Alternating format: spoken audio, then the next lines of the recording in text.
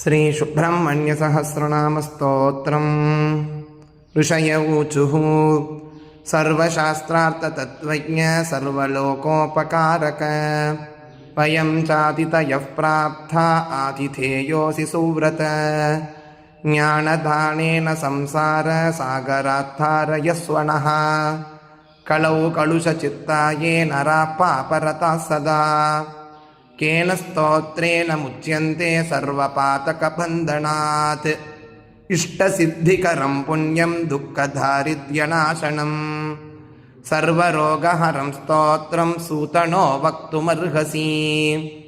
श्रीसूत उवाच शृणुध्वं ऋषयः सर्वे नैमिषारण्यवासिनः तत्त्वज्ञानतपोनिष्ठाः सर्वशास्त्रविशारदाः स्वयंभुवा पुरा प्रोक्तं नारदाय महात्मने तदहं सम्प्रवक्ष्यामि श्रोतुं कौतूहलं यदि।